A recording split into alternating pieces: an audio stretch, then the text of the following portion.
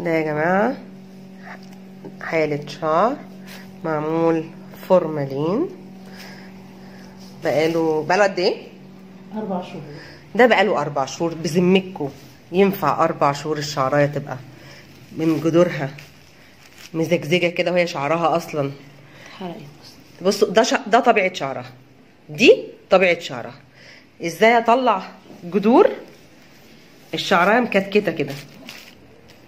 ده فورمالين، ده معمول له فورمالين قبل كده. حتى الشعرايه هنا عامله زي القش.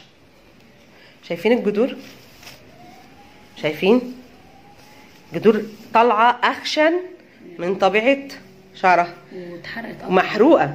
بصوا من هنا كده، هنا دي كده يا عيني هي كانت فاكره ان ده الشعر البيبي هير، ده الشعر المحروق اللي طالع. بصوا عاملين زي عقله الصباع ازاي، شايفين؟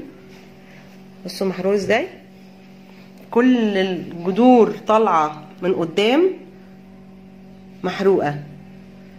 ده مش طبيعه شعر، استحاله تكون دي طبيعه شعر.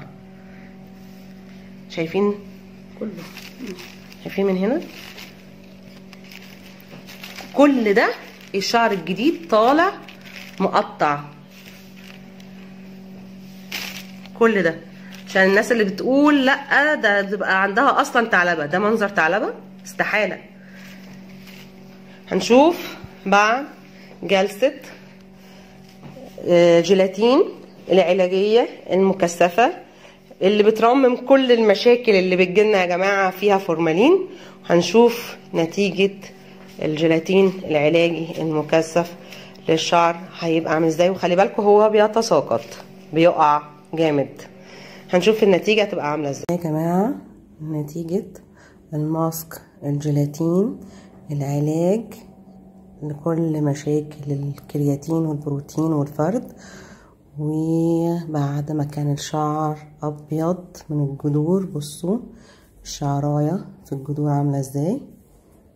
شايفين الشعرايه تقيله وناعمه ومحمله لغايه الاطراف. شايفين بعد ما صبغنا بالنباتيه صبغه ما فيهاش امونيا ومش ضاره على الشعرايه، تخليه صحي وهلسي بالشكل ده. وده حصري فقط لمركز نهال عز.